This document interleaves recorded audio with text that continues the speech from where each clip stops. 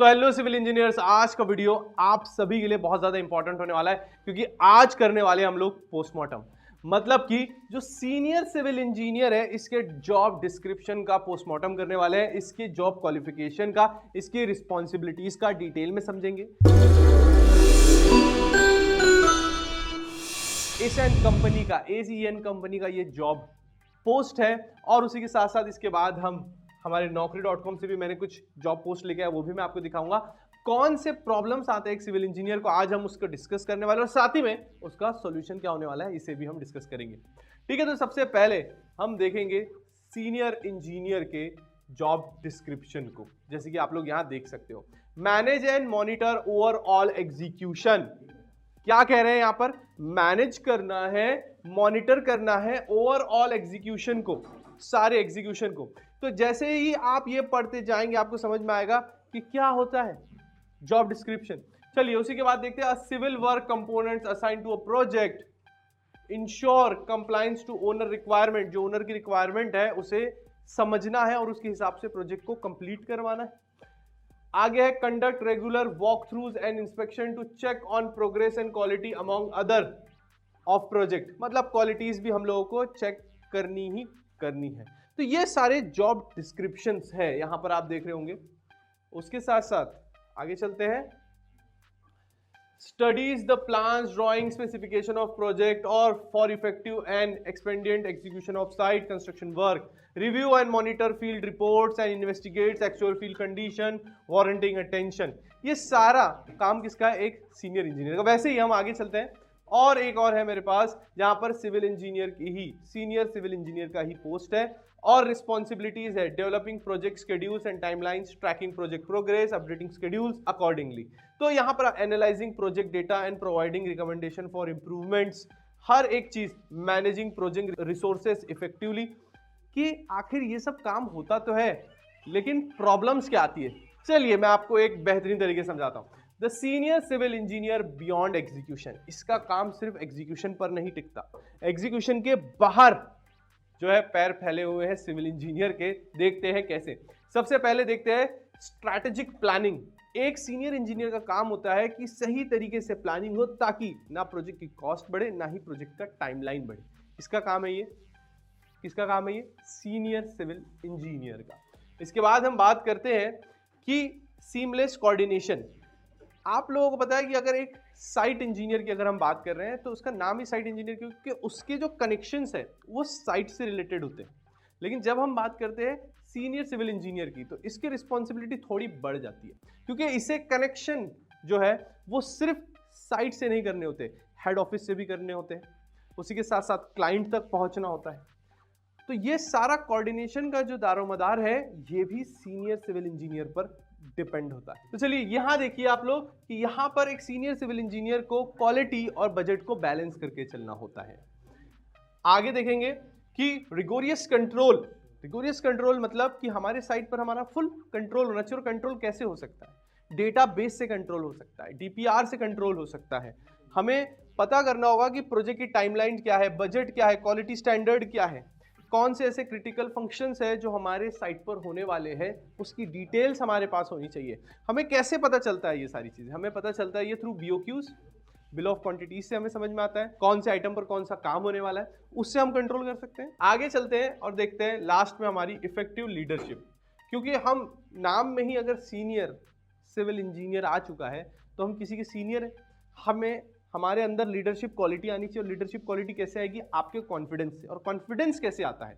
Confidence आता है आपके नॉलेज से, कि आपको अगर नॉलेज है तभी आप कॉन्फिडेंटली वहां खड़े हो पाएंगे, गाइड कर पाएंगे और सही गाइडेंस के साथ एग्जीक्यूट करवा पाएंगे।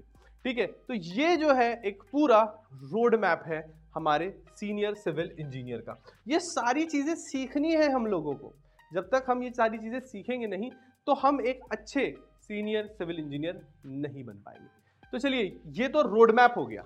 अब रिस्पॉन्सिबिलिटीज की तरफ चलते हैं हम लोग कि हमारी रिस्पॉन्सिबिलिटीज क्या है। प्रोजेक्ट का एग्जीक्यूशन। प्रोजेक्ट का एग्जीक्यूशन यहां पर आप देख रहे हो, ensure all construction works is carried out. किसके हिसाब से? ड्राइंग्स के हिसाब से। जो भी कंस्ट्रक्शन हो रहा है वो एज पर ड्राइंग होना चाहिए। तो एक सीनियर सिविल इंजीनियर की ड्राइंग रीडिंग बेस्ट होनी चाहिए। आगे हम चलते हैं, टीम सुपरवाइज करना। हमारे अंडर में टीम है, उन्हें सुपरवाइज करना होगा। सुपरवाइज करने के लिए मैंने आपको थोड़ी देर पहले ही बताया है कि आपके पास नॉलेज होना चाहिए।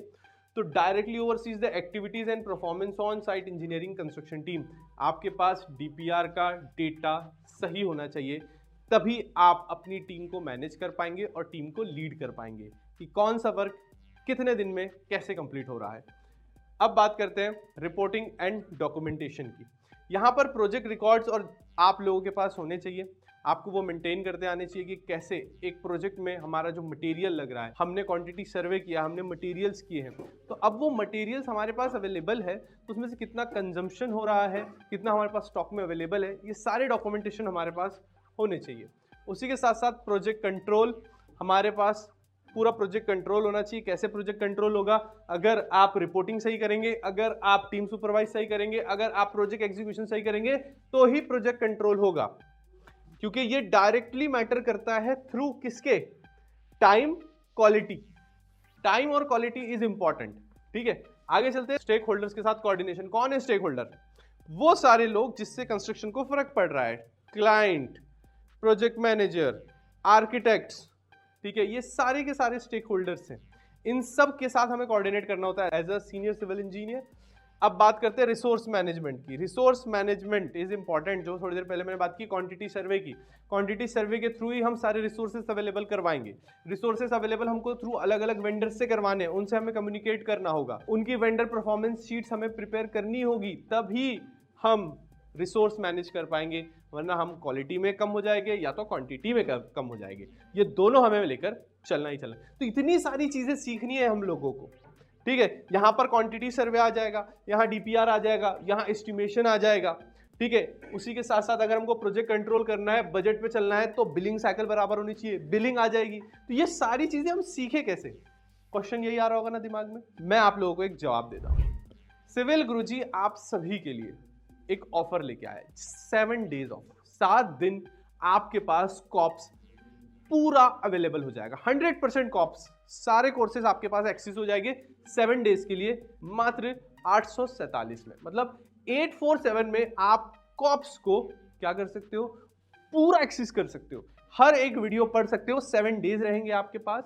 और अगर आपको ऐसा लगता है कि भैया बढ़िया कोर्स है मेरा, ये मैंने 7 दिन में सीखा और मैं इसको और ज्यादा सीख सकता हूं, तो आप जो कोर्स 14,847 का है 5 साल की वैलिडिटी के साथ, आप सिर्फ और सिर्फ अगर 847 में पे कर चुके हैं, तो सिर्फ आपको 14,847 नहीं देने, सिर्फ 10,000 देने हैं, तो आपको कोर्स मिल जाएगा 10,847 में पूरा 5 साल के लिए। ठीक है, और उसके साथ साथ अगर ऐसा होता है कि आपको मजा नहीं आया, आपको समझ नहीं आया, कोई दिक्कत की बात नहीं, 100% पैसा रिफंड, सारा पैसा आपको रिफंड हो जाएगा। आपको मेल कहाँ करना है पहले ही बता देता हूँ मैं, support@civilguruji.com के ऊपर, और आपके 847 रुपये आपको वापस मिल जाएंगे। 7 दिन पढ़ा मैंने, मुझे मजा नहीं आया, आपके 847 रुपये आपको वापस मिल जाएंगे 7 दिन के अंदर अंदर। ठीक है, और कोर्स को एनरोल करने के लिए आपको सिंपल डिस्क्रिप्शन में एक लिंक दी गई है, वहां उससे जाके क्लिक कीजिए, आप एनरोल कर लेंगे। 7 दिन तक एक्सेस पाएंगे आप लोग कॉप्स का। तो चलिए आगे चलते हैं और समझते हैं कि सीनियर सिविल इंजीनियर के एक्सपेक्टेशंस क्या होती है और वो कौन सी रियलिटी में फंस जाता है। क्योंकि जब हम जेडी पढ़ते हैं ना, तो हमारे पास बहुत सारी एक्सपेक्टेशंस हमारी बढ़ जाती है, लेकिन हमें रियलिटी के साथ भी खड़ा होना जरूरी है। तो चलिए पहले एक्सपेक्टेशंस की समझते हैं कि द प्लानर एंड मैनेजर, कि हमारे पास जो काम हो गए वो हमारे जॉब डिस्क्रिप्शन में पोर्ट्रेट क्या करते हैं हम लोगों को, हमारे जॉब डिस्क्रिप्शन में हमें पोर्ट्रेट किया जाता है कि भाई आप लोगों को स्ट्रेटेजिक रिस्पॉन्सिबल बनाया जाएगा, प्लानिंग बताई जाएगी, डिजाइन रिव्यू करना होगा, रिसोर्स मैनेज करना होगा, ठीक है, स्ट्रक्चर्ड कम्युनिकेशन होगा आपका, उसी के साथ साथ रिस्क असेसमेंट्स होंगे आपके पास, पहले से ही आपको बता दिया जाएगा कौन से रिस्क होते हैं। लेकिन जब हम पहुंचते हैं तो हमारे साथ क्या होता है, हम माने जाते हैं on the spot problem solver, कि भैया बताओ ये प्रॉब्लम है, सॉल्व करके दो। एज ए सीनियर आपका काम है, ये प्रॉब्लम है सर, मटेरियल खत्म, बताओ सॉल्यूशन दो। यहां पर आप लोगों को देखना पड़ेगा डायनामिक एंड डायरेक्ट कम्युनिकेशन। आपको पता चलेगा कि आपको बोला जाएगा स्ट्रक्चर्ड कम्युनिकेशन है, कोई स्ट्रक्चर्ड कम्युनिकेशन नहीं हो पाता है कंस्ट्रक्शन साइट पर, होना चाहिए, नहीं हो पाता है। डायरेक्ट कम्युनिकेशन रहना, require constant clear direct communication with contractors, labour, suppliers, resolve immediate issues. जो भी इश्यूज है डायरेक्ट कॉल करके, डायरेक्ट बात करके, मीटिंग करके रिजॉल्व करना होता है हम लोगों को, क्योंकि हमारे पास समय की कमी हो जाती है। उसी के साथ साथ है real time crisis management. Exact situation पे जैसा भी क्राइसिस आए, चाहे मटेरियल का क्राइसिस आ जाए, लेबर का क्राइसिस आ जाए, हमें मैनेज करना होता है। ये सारी चीजें सीखना है विद डॉक्यूमेंटेशन। तो मैंने आप लोगों को कोर्स बताया हुआ है, वो कोर्स के अंदर आपको हर एक चीज मिल जाएगी। ठीक है, चलिए आगे चलते हैं। Construction project execution, the core requirement. क्या रिक्वायरमेंट है एग्जीक्यूशन की, हमें रिक्वायरमेंट समझनी होगी ना। तो रिक्वायरमेंट समझते हैं सबसे पहले, फॉलो अप्रूव्ड ड्राइंग्स। भैया जो जीएफसी ड्राइंग है, गुड फॉर कंस्ट्रक्शन ड्राइंग मिली, उसका काम है उसके हिसाब से कंस्ट्रक्शन पर काम होना चाहिए। All construction work must be confirm to the visual dimension plans out in the official approved blueprints, मतलब ड्राइंग्स। अगला पॉइंट क्या होता है, adhere the technical specification. Technical specification मतलब कि जो क्वालिटी रिक्वायर्ड है वो क्वालिटी हमको प्रोवाइड करनी होगी। अगर M25 बोला गया है तो उतनी स्ट्रेंथ उसकी मिलनी ही चाहिए। ठीक है, और भी चीजें हैं जिसकी हमें क्वालिटी मेंटेन करनी होती है। अगर हम साइट पर खड़े हैं तो हमें बार्स की क्वालिटी चेक करनी है, हमें मटेरियल की क्वालिटी चेक करनी है, एग्जीक्यूशन की क्वालिटी चेक करनी है, वो सारी इसके हिसाब से होनी चाहिए। रिस्पेक्ट द प्रोजेक्ट शेड्यूल, हमें प्रोजेक्ट शेड्यूल की रिस्पेक्ट करना होगा। ऐसा नहीं है कि ये काम अभी हो रहा है चलो इसको बाद में कर लेते हैं। जो प्रोजेक्ट शेड्यूल दिया गया है उसके अकॉर्डिंगली हम आगे बढ़ेंगे तो ही हम सही टाइम पर प्रोजेक्ट को ओवर कर पाएंगे, कंप्लीट कर पाएंगे, वरना चीजें डिले होती ही जाती रहती है। ठीक है, इस चीज का हमें ध्यान देना है। अगला है 4 core skills of effective execution. अब हमने इफेक्टिव एग्जीक्यूशन तो समझ लिया कि एग्जीक्यूशन में क्या करना है, लेकिन इसे कैसे ठीक करें, एग्जीक्यूशन में जो प्रॉब्लम्स उन्हें कैसे ठीक करें। Work sequence short term planning. आपका अगर कोई काम है, अगर मान लेते हैं कि हम एक्सकेवेशन करवा रहे हैं, तो शॉर्ट टर्म प्लानिंग करनी ही पड़ेगी हम लोगों को कि उस टास्क को कितने दिन में कंप्लीट करना है। टास्क का भी हम लोगों को शेड्यूलिंग करनी होगी। उसके बाद आता है हमारा प्रायोरिटी बेस्ड एग्जीक्यूशन। जो काम ज्यादा प्रायोरिटी रखता है उसे पहले कंप्लीट करवाइए। Quick site level decision making, site पर डिसीजन आप अप्रूवल्स के पहले ही डिस्कस हो जाना चाहिए कंस्ट्रक्शन साइट पर कि कौन अप्रूवल लेगा, आपके पास कितना अप्रूवल लेने की ताकत है वो पहले ही डिसाइड हो जाए, ताकि आपको पता रहे किससे अप्रूवल लेना है, या तो खुद ही अप्रूवल देना है। आगे बात आती है रिस्क असेसमेंट कैपेबिलिटी की अगर कोई रिस्क होता है, कोई प्रोबेबिलिटी है किसी प्रॉब्लम्स की, तो उसे आप रिजॉल्व जरूर कर पाए सेम टाइम पर। ये चारों चीजों का टाइमिंग इंपॉर्टेंट है, चाहे सीक्वेंस हो, वर्क सीक्वेंस हो, चाहे प्रायोरिटी बेस्ड एग्जीक्यूशन हो, चाहे quick site level decision making हो, ये तो तुरंत होना चाहिए, या फिर रिस्क असेसमेंट कैपेबिलिटीज हो। ये चारों चीजें सेम टाइम होनी चाहिए, ऐसा नहीं होना चाहिए कि कोई भी चीज डिले हो जाती। तो ये चीजें हो गई 4 हमारी कोर स्किल्स इफेक्टिव एग्जीक्यूशन की। अब एग्जीक्यूशन के बाद क्या, एग्जीक्यूशन तो समझ गए ना, एग्जीक्यूशन के बाद क्या, एग्जीक्यूशन के बाद है रिस्पॉन्सिबिलिटी ऑफ टीम सुपरविजन। भैया हमारे पास टीम रहेगी ना, हम सीनियर सिविल इंजीनियर हैं, हमारे पास तो टीम होगी, हमारे पास जूनियर सिविल इंजीनियर होंगे, साइट इंजीनियर होंगे, सुपरवाइजर होंगे, सुपरवाइजर के अंडर में लेबर्स होंगे। तो इनकी टीम को आप कैसे हैंडल कर सकते हो, 2 इंपॉर्टेंट चीजें हैं। क्या है, personal management, supervise junior engineers and supervisors, provide and guidance leadership.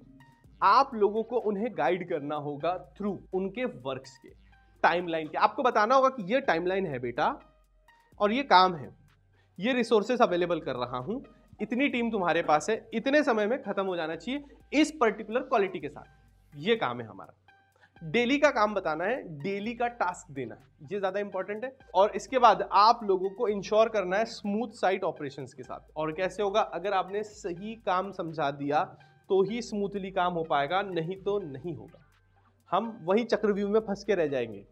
इसीलिए सही काम बताइए, उस काम का समय बताइए, तभी हमारे पास क्या मिलेगा, ensure smooth site operations. Day to day activities हमें बतानी होगी, तभी हम लोग वर्क फ्लो को सही से रन कर पाएंगे। और उसी के साथ साथ कि आप सोच रहे हो कि सर इतना आसान थोड़ी है जूनियर को सुपरवाइज करना, मैं समझता हूं, ये बात आ जाती है यहां पर द फाइटिंग ट्रैप।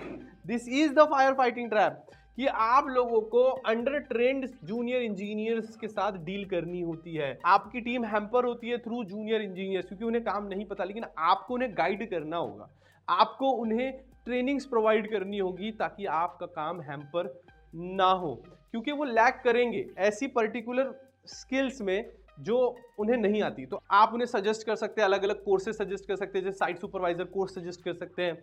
उसी के साथ साथ आप उन्हें बता सकते हैं पर्टिकुलर कोर्स से रिलेटेड कि इस कोर्स में क्या पढ़ना है, ताकि वो साइट के ऊपर काम को हैम्पर ना करें। मिस फोकस सुपरवाइजर, इनका फोकस नहीं होता काम पर।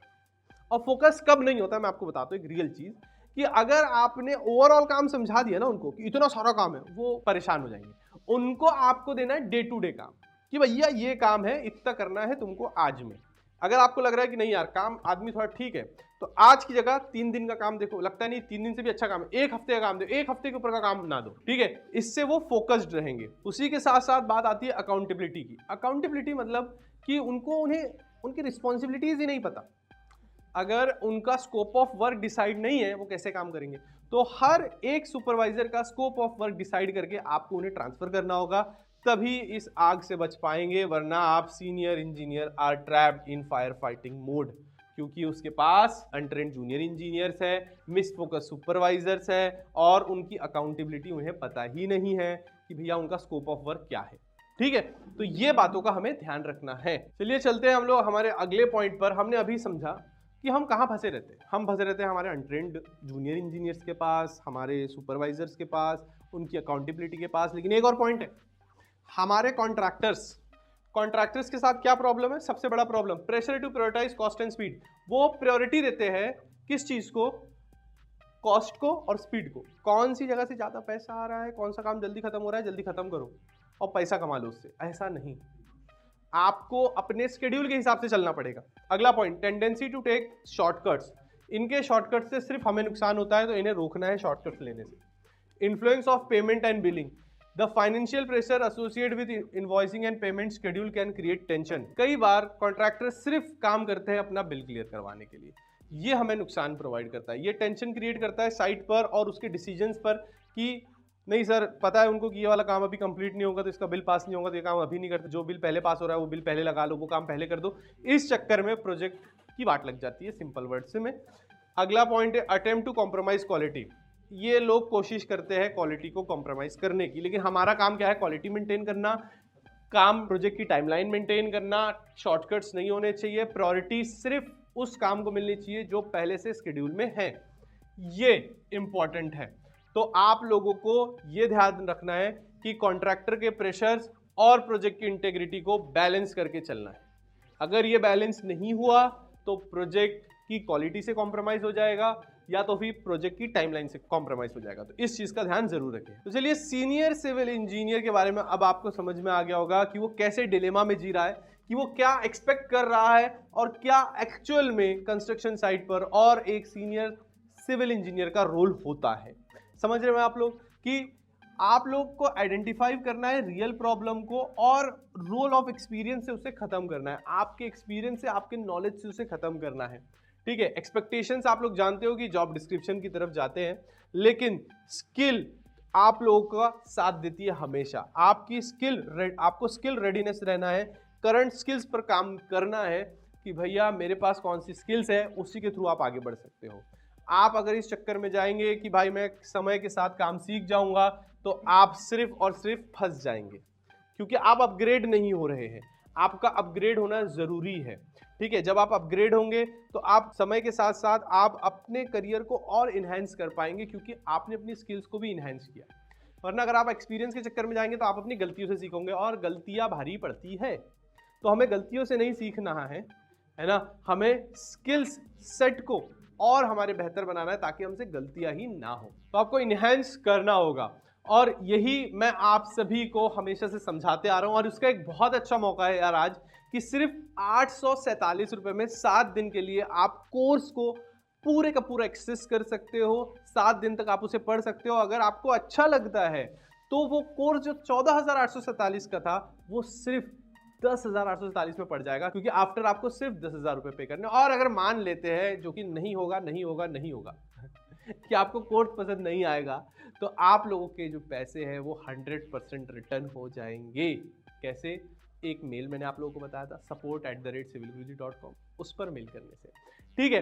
तो ये था पूरा वीडियो सीनियर सिविल इंजीनियर पर। होप करता हूं कि आप लोगों को समझ में आया होगा। और कोर्स में एनरोल करने के लिए यार बस डिस्क्रिप्शन में लिंक है, उस लिंक पर क्लिक कर लो, आप एनरोल हो जाओगे। 847 मात्र। और जाते जाते आप सभी के साथ कहना चाहता हूं कि करना है खास, तो चलो हमारे साथ सिविल के बाद गुरुजी के साथ।